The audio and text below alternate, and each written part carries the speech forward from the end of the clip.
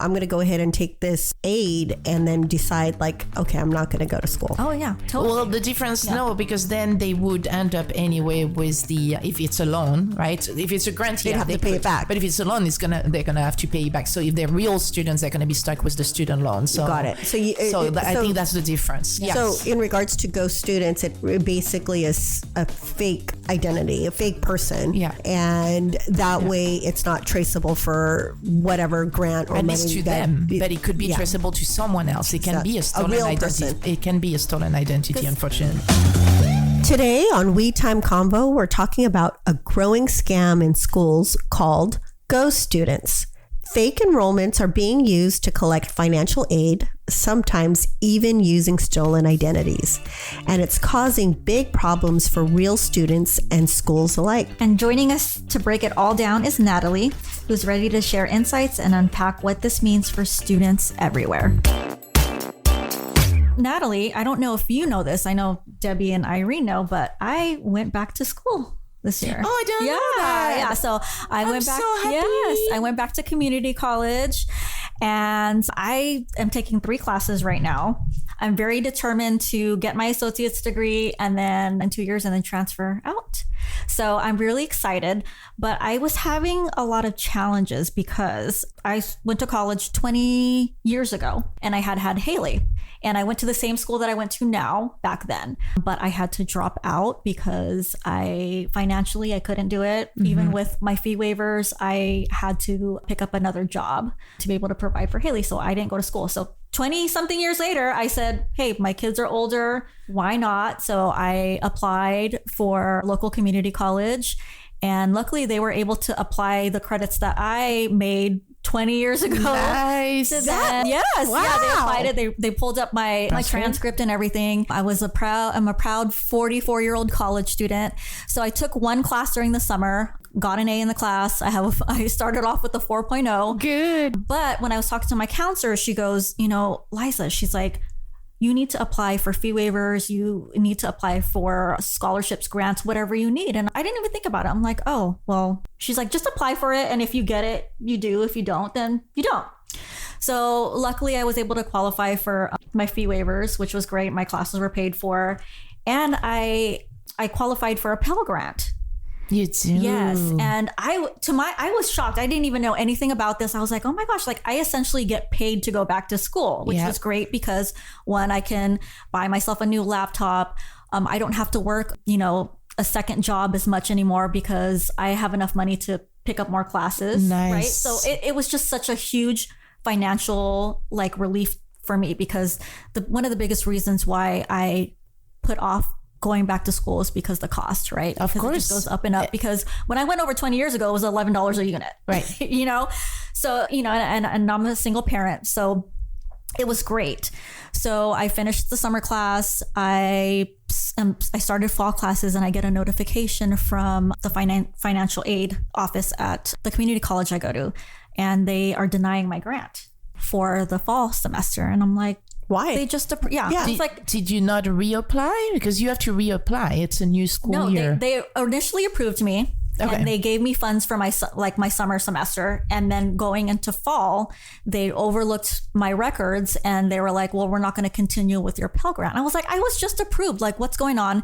So I go to the financial aid office and I said, why was I, denied? And they're like, oh, because your GPA went below 2.0. And I'm like, no, I got a 4.0 in my summer class. Oh, it was from my grades from when I went over 20 years ago that brought my GPA down. Because when you dropped, you got the classes. Yes. Okay. And I was like, there has to be a way. They're like, okay, well, you file an SAP appeal and, you tell them your reason.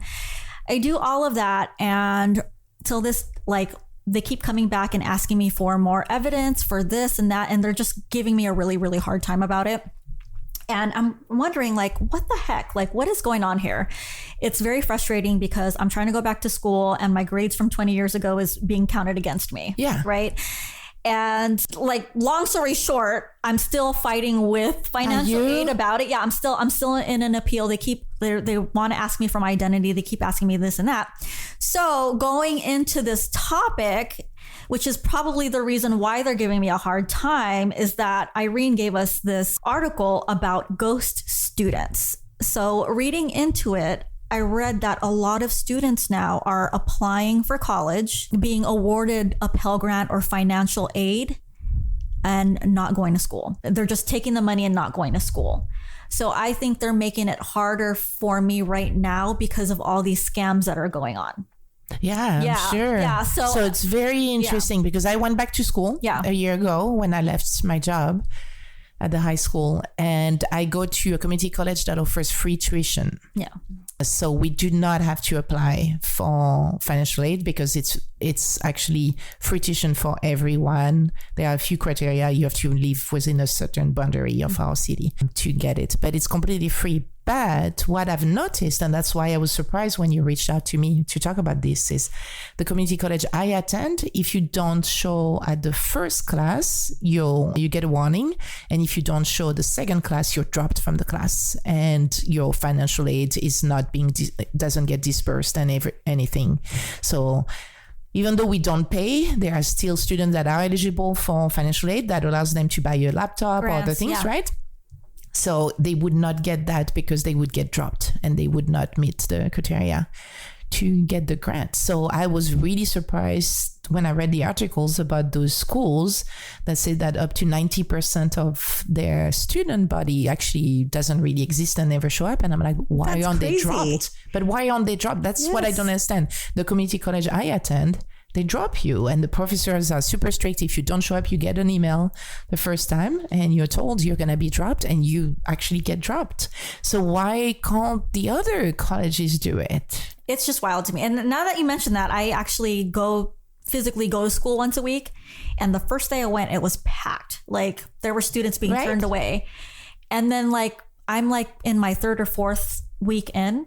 It's just like me and 10 other students. Right. I'm like, and I think about it, I'm like, is this, so ghost students, what are ghost students? Ghost students are fake student identities or stolen ones used by scammers to apply for financial aid, enroll in classes, often online classes, which is the majority of the classes I take now, and collect government money such as grants or loans. Okay, but isn't that a little different than what you had stated, which is a real person who goes to school, gets the financial aid, and just But who's to know it was really me? What if it was someone that stole my identity and wanted to go back to school after 20 years? Yeah, but it makes you wonder if could it be a real person though that just basically says, "Hey, I'm going to go ahead and take this aid," and then decide okay, I'm not going to go to school. Oh yeah, totally. Well, the difference, no, because then they would end up anyway with if it's a loan, right? If it's a grant, they'd have to pay it back. But if it's a loan, they're gonna have to pay it back. So if they're real students, they're going to be stuck with the student loan. So got it. I think that's the difference. Yes. So in regards to ghost students, it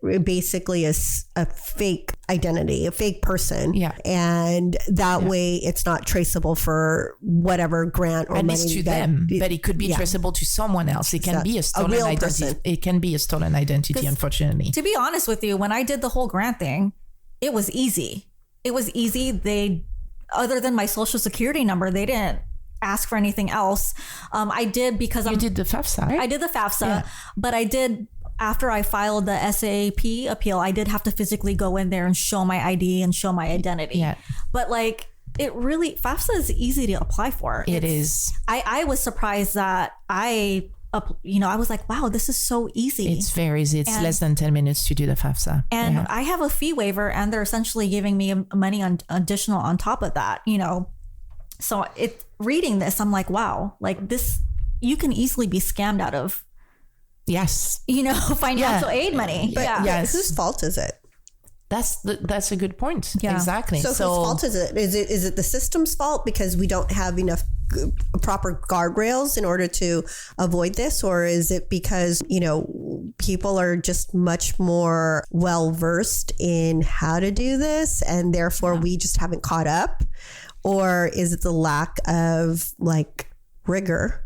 I think there's a lack of rigor in the schools. Yeah. Yeah, I will actually. I know the financial aid office to the community college I attend because I used to work with them. Oh, okay, yeah. In my prior job at the high school. So I will actually reach out to them to ask, does that help with them? And are they not struggling with the ghost student issue because of the strictness with which they run their program? Scammers are getting smarter every day. Yeah. So the other thing too is technology is kind of a big crux for this, right? Yes. Because there is a lot of, much more so now, online classes. So it's easier for quote unquote students to enroll without ever really having to show up. Yeah, and it looks like some, not even just dropping classes, a lot of these scammers are actually taking the classes, but they're using like ChatGPT and AI to do the classwork. That's what I was reading. I'm like, that is, I don't know how you catch that one. Right. Yeah. I mean, even if they submit assignments, if they somehow call on a Zoom and stay camera off or something, every so often, then I mean, what's the difference between that and a return to school student like yourself who has a full-time job, who has kids to take care of, and then is trying to get a degree? You're not going to be able to do 100% of your classes, and you shouldn't be expected to graduate since you're really trying hard, right? So what's the difference between you and someone faking being a full-time employee that is trying to get better education and has to skip classes once in a while? Right. Well, it's just not even money. Like, obviously money is a huge impact, but when we think about it, it's also the wasted resources to kind of support like the grants, the financial aid, and getting people into school and even the professors, right? Yes. Because spaces are limited in community college, as you said, right? Like there are several classes I couldn't get in because I already have over a bachelor's degree. And so I'm last every year, every semester when I register, I'm the very last one who is allowed to register. And it's fair when you think about it, right? I already have plenty of degrees. I do it because I'm trying to learn new skills. So it is fair that I don't have priority over these classes. So now it's been like 3 semesters I'm trying to get into a particular class. Yeah, but for someone like you that actually wants to go to class as opposed to these scammers. So but for again at that particular community college, so what they do is they still give you the Zoom link. So I attended the first 4 classes. Because the professor said, if anybody drops, I will get you in. I'm at capacity, you're on the wait list and so on.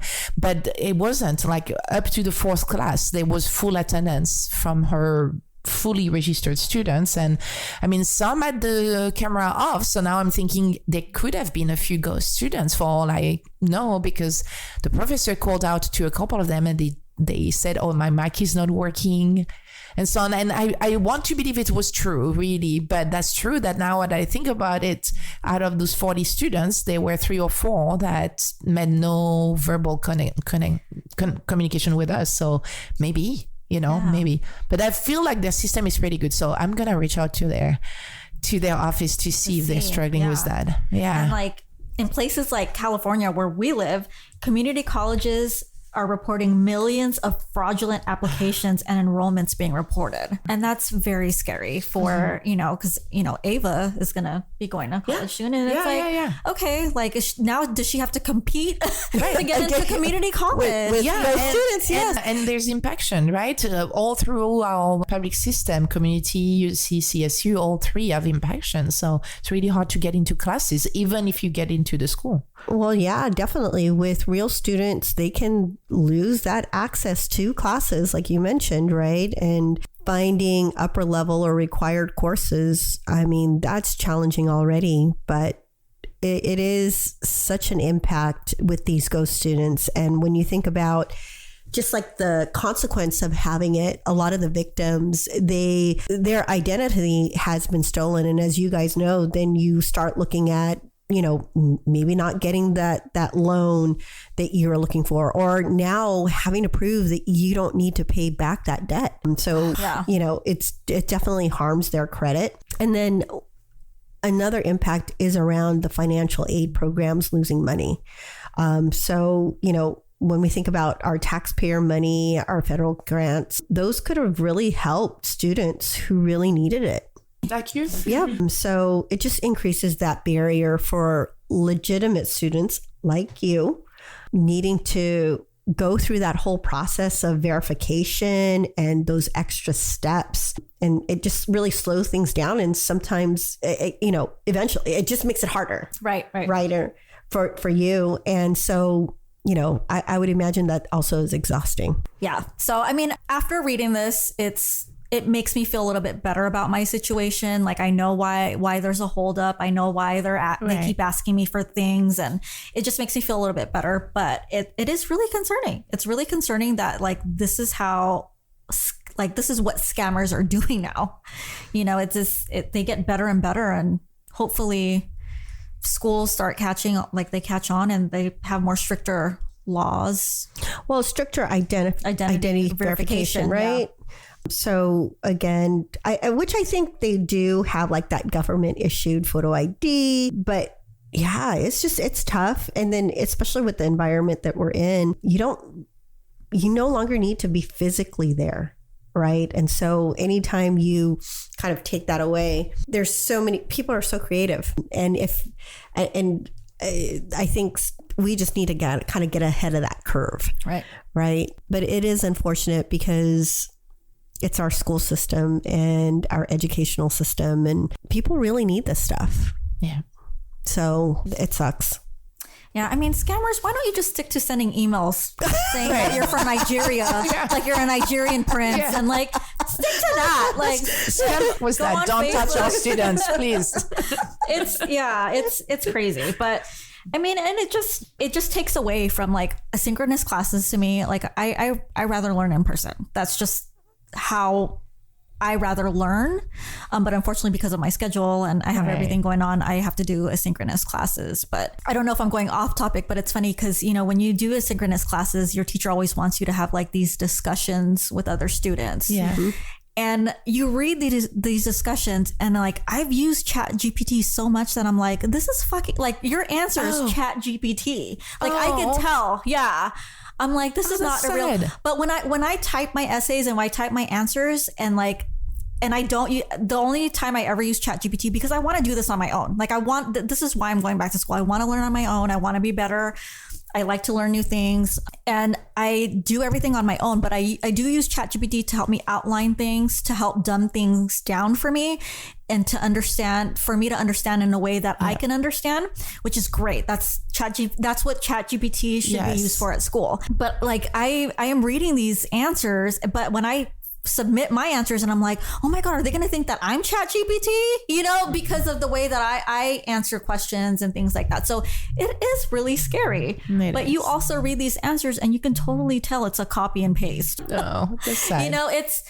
It's just making learning and answering, doing homework, everything for everyone else so easy. But it just makes it so hard for these teachers to determine authenticity. Right? Well, and the reality is people are going to continue to use Chat GPT. Yeah. There's no real way of avoiding it unless you are in real time sitting there talking to somebody. I've sat in interviews of people that I've interviewed and I've asked a question, and because we're on Zoom, I can totally tell they've paused. They're searching, or they're waiting for Chat GPT to formulate an answer, and they'll just read off that script. Okay. Yeah. And that's on a Zoom interview. Yeah, because there are new tools that you can integrate now, and that will type the answer to the question. But here's it's a crux, because again, and I think that's the thing, is it's a crux for people that maybe want to show up for at their best. But the reality is if you're qualified, even if you don't answer great, I mean, I think that's the other thing too, is you have to learn how to communicate. Mm-hmm. Right. And that's, to me, when I interview people who are just coming out of college, I am actually not expecting you to know, to be that polished. Yeah. But at least you can see that they're trying that. Yeah. Yeah. And so I think that's the other thing for younger kids as well, is they have to, that's a soft skill that hopefully they continue to learn, because it's challenging, especially in the in COVID, right? They lost so much. You should go talk to that career centers at the universities in the area. So kids need to hear. Yeah, like that. I don't expect you to know the answer, but at least like ask the question, communicate, show up, be attentive. But I don't expect you to know everything, just at that level, you just have to be like, hey, I'm showing up. I want to learn. And I am, motivated to learn. Mm-hmm. Yeah. Right. And so it's very interesting because I can see in the younger generation, they have a good chunk of them really have a hard time, like even just looking at people. Yeah. And I'm actually against like virtual interviews. I think when you have to drive to the interview place and so on and get yourself like even physically ready and everything, it is also part of a quote unquote test for whether you're going to have the skills for the future job. I think the fact that now now, because as you said, they don't even look you in the eye anymore when you talk to them. It's like those are basic human skills that the society could go down pretty fast if we don't bring those back. Oh, I even noticed too, like handshakes are big for me as well. Like, and having a good, sturdy handshake. Yeah. I've had people who just barely give me like, are you expecting me to kiss you? Or what? Like, we'll go like that. Did we just, I know. But it's interesting to me because I would imagine these are things that are just so basic that they would have learned. Not for this. No, they went away with COVID. Yeah. Those went away with COVID anyway because we said no more. Light. So we have to figure all that out. But I mean... And you know what? It's pissing me off because a lot of these fake students are getting bachelor's degrees so easy. Like, what? And I'm over here working my off. It's easy because that's all they're doing. Yeah. They're not working your 9 to 5. And they're stealing other people's money. Oh, yes. So, Well, but, until we have really good solutions to this, it's just going to continue. So, I mean, what can we tell parents and students? Like, how can we tell them to avoid this? I would assume until it happens, right? Yeah. Like, or constantly check your credit report. Yep. Know your credit report, always check it. Yeah. I know some people that say you should always lock your minor children credit reports. But the thing I don't do it, but grants though, Pell Grants, that's not on your credit report, right? See, that's the thing. That's what's scary is like, I got approved for a Pell Grant. That's not a loan. It's a grant. Like it was given to me. Yeah. So, it's very hard. I don't know. So, I was just reading through. So one was possibly charging a small fee, nominal fee, to help cover cost of verification and fraud prevention. I don't know. Does that kind of... There's a fee for everything now. I wouldn't mind paying a small fee. Yeah. In order to kind of prevent. Yeah. Because it would prevent those. When something is free, they develop a little bot and the bot does it, millions of times. And even if only one person goes through, it's still worth it for them. But if there was a fee, then maybe it wouldn't be as worth it. Yeah. Do you think school systems hiring more staff or giving faculty better tools to spot suspicious enrollment or no-shows? Do you think more staff would be preventative? I'm all for more job opportunities. I know, but a lot of these schools, like they hire their own students anyways for credit or for points or whatever. I mean, they can also do that. Because they can't afford anything else at this point. Yeah. No, I definitely think the technology plays a huge part in this. And so just having better tools, stronger verification, stricter verification, definitely I think would at least hopefully help minimize this. Yeah, scammers are do something. Good. Yeah. So I mean, just know that it's out there. People are dipping into other people's. But I like your guys' thought of like, hey, just check your credit. Just kind of make sure that you're, like what you see and you catch it early. Yeah. Yeah. I mean, it's I had my identity stolen a couple times. It's horrible. It's horrible. Wow. And until they figured out like this girl has bad credit and she has a lot of credit card debt, like it's not worth it. But no, it's such a headache. It's horrible. It's so violating. and I have to go through all this stuff. But since then I've like I monitor my credit all the time. It takes a couple dollars a month to do that. It's so worth it. And then I get these alerts popping up like, hey, did you open up this account, or this account was closed? So yeah. So I mean, I think it's good for students, like young adults, kids, like just to monitor your credit and know what it is.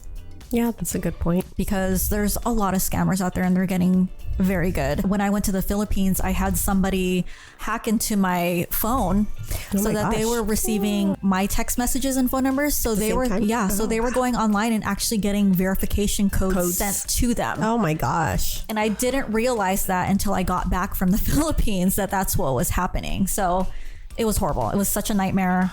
Yeah. So monitor your credit. And I mean, people are getting really good nowadays. They're getting really desperate for money. That's horrible. Yeah. All right. Well, thanks for joining us, Natalie. Yeah, thank you for having me, Natalie. It was fun. Happy Halloween.